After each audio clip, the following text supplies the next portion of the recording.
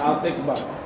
Scuff 1, YKK, you watching StreetsAreSayingThings.com.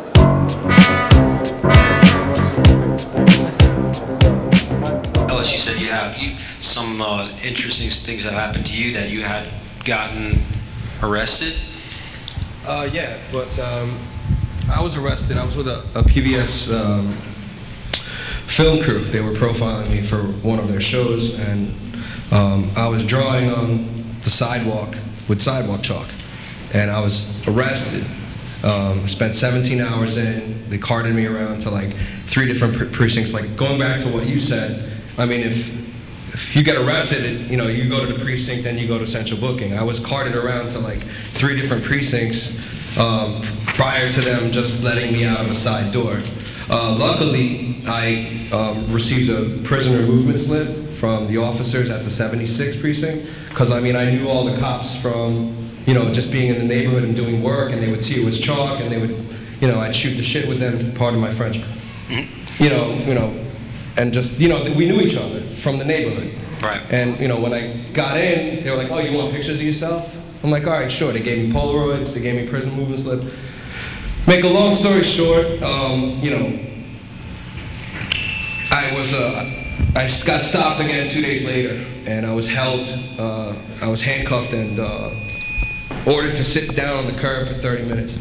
And after they let me go, they made me wash off a chalk drawing I did with a bucket of water. You feel that's fair? No, not at all, because, you know, legally, I mean, there was a Supreme Court judge that ruled that it's impossible for a piece of sidewalk chalk to damage a sidewalk, so making it legal in the state of New York. At the time, the cops who arrested me, you know, they were confused. They didn't know what was going on. You know what I mean? Right. So, I mean, it's just a matter of, like, common sense, too. Like, you know, regardless of what the law is, I mean, there are laws and they are broken and they're not enforced, you know, like, it's a case-by-case basis, you know. Cops see someone urinating in the street, are they gonna arrest them? Maybe yes, maybe no. Sometimes, you know, if you're an idiot, you're not being civil or polite, they're gonna arrest you. You know, you could talk your way out of a lot of situations, you know? But basically, you know, like, I got arrested for drawing on the sidewalk with sidewalk chalk. They let me out a side door. 2 days later, they stopped me again. I said I had enough of this shit. I called the NYCLU, Lawyers for the Arts. I called some congressmen. I was like, you know, this is harassment. They used to, you know, come to my job, come to my house. The outcome of it, I mean. Well, I sued the city for $5 million, and they cut me a check for $5 grand. And the segment I did for PBS got nominated for an Emmy Award. So I'm pretty happy with the 17 hours that I spent, you know, getting arrested. So it's a win-win. It's a win-win. Not really, you know, because, I mean, you think about it, it's not even about the money, it's about the principle. Like, you don't... People lose. Yeah, you don't arrest people for doing something that's legal, you know? I mean, you guys know the law, you guys are supposed to know the law, right? You guys are officers of the law, you guys should know this stuff. You want to elaborate on your case a little bit? Like, what happened to you? Did you ever get bagged? Like, where's your run-ins? There's a story in the book. Who, me? I mean, which one? It was 2 of them. I mean, the first one was because I came out with the video Kings Destroy in 2000, and I was actually, you know, painting trains in the video, and I mean, they had to do what they had to do, and you know, Joe came and got me for that. And arrested me, and I went through my issues, and you know, I think later on he got a little personal because I wrote something. I think it was a mass appeal to him that he used in the back of the cover of the book. A couple of months later, I got my house raided, you know, so I was like, yo, like you know, like Mona said, you poke the dog, man, he's gonna get you, and that's what happened. I started messing with Joe, and he did what he had to do. I mean, I don't take it personal, you know. It's like, it's with anything you do that's a crime, you know. If anything, if you're a drug dealer, you gotta be ready to pay the consequences when you get arrested. If you're painting subway cars in Bronx, Brooklyn, Queens, Manhattan, you know, when you get arrested, they put you through the system, you know, it is what it is. You know, the whole thing is, don't get busted, you know, be smart about what you do. Right. That's point blank, you know, that's what it is. Cool. To be honest, it's stupid, whack. I think personally, the people representing graffiti, 2 of the 3 were real graffiti writers. The other one was questionable. Right. If you were invited to be on the panel, would you do something like that? Right now, I wouldn't, because I'm currently dealing with legal matters with SIU. People had the feeling and made the comments that maybe you shouldn't even have been on the panel because of just the strength, I guess, of like Chet and Kobe. Right, right. You know, you're always going to have that too with graffiti and street art. It's two different things. So you're always going to. I mean, street art comes from graffiti. So, you know, it's kind of different because I come from graffiti and now I do street art. So I guess that's part of the reason why they put me on the panel. So you feel you're well deserved. You should be. I don't know if I should be here, but I am here. So I want to go to the next question. I'm going to keep the focus on Coke 2. Graffiti good business. Is it good business? Well, now for me it is now. I mean, in the sense that, you know, I get these corporate deals and I live off my name.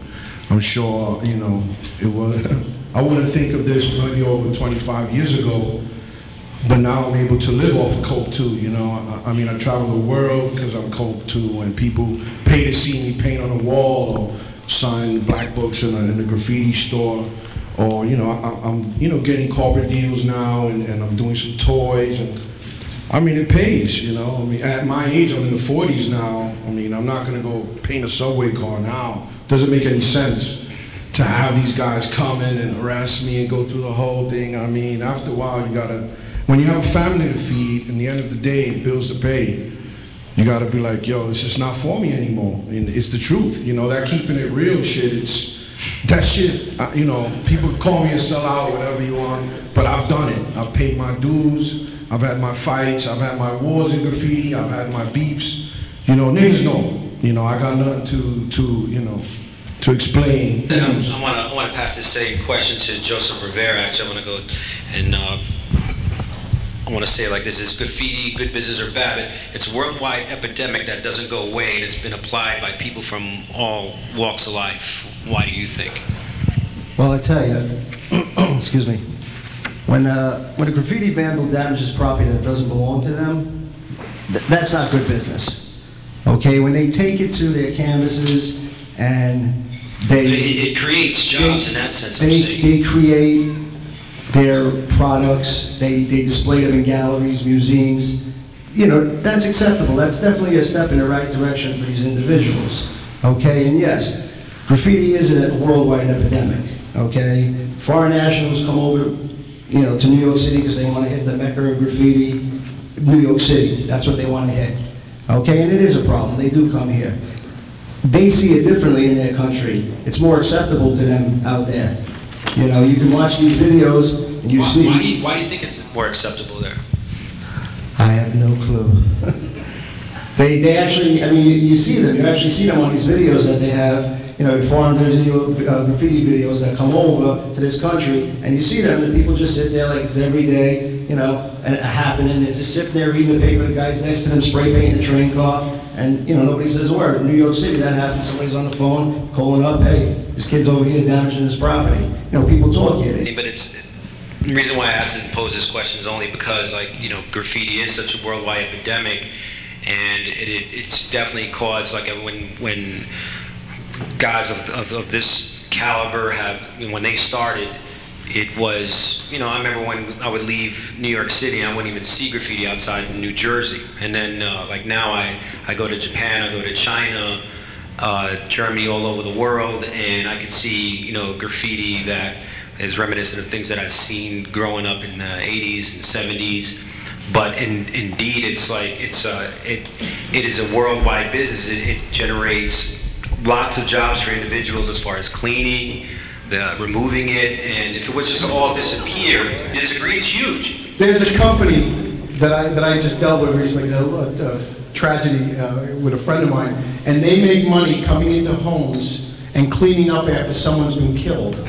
Now, I mean, you want to make that argument that we're creating jobs by killing people? They get to come in, they get to clean up blood. I mean, come on. Murder is a business.